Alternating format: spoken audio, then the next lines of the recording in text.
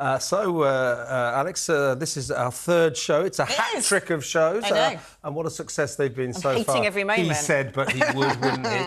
But we have been gifted with a very busy news agenda all 3 days, and today is no exception. The COVID inquiry is something else. The COVID inquiry is something else. I mean, Dominic Cummings is entertainment, isn't he? I feel like he shouldn't be entertainment, but he is. Sure but, you know, as soon as his name comes into anything, it becomes the Dominic Cummings show. And that's what we're getting today. And so the colourful language, when you're looking at some of the output, it was sort of half silence, half blanked, constant warnings coming up on the television. They say Dominic Cummings referred to cabinet ministers as morons.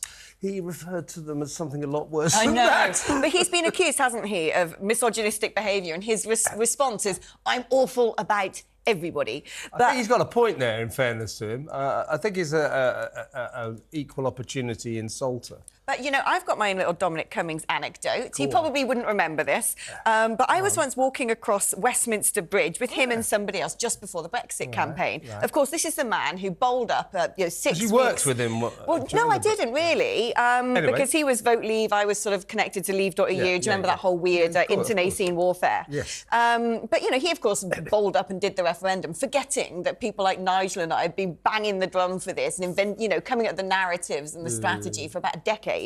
And someone said to him, we're walking across a bridge, and had proposed to him, oh, you know, for the campaign, you really should get Alex in there to be your head of media. You know, she's the one person who knows everything about Brexit, having been doing this for years. Yeah. And the response was, I wouldn't work with that awful woman.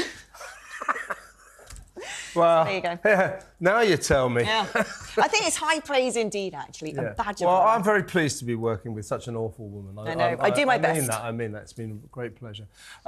Meanwhile, we'd love to hear from you too. Give us a call on 0344 499 1000, or you can text us to write talk in your message and send it to 87222, or you can tweet us on X at TalkTV. But to our top story now, and it was an explosive day at the COVID inquiry yesterday, with Dominic Cummings accusing Boris Johnson of being surrounded by useless civil servants, and today one of those civil servants said that the former aide had reportedly called her the C word.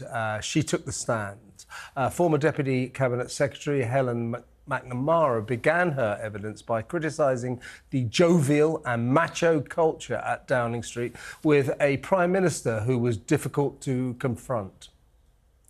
It was striking that something that I felt personally was obviously deeply worrying, that there was a sort of de facto assumption that we were going to be great without any of the hesitancy or questioning or that sort of behind closed doors bit of government, which isn't about saying everything's smashing and going brilliantly, but actually being a bit more reflective and checking that everything's going to be quite as great as we'd like it to be. I wanted to ask you whether this was just sort of macho posturing, or whether it actually had an effect on policy.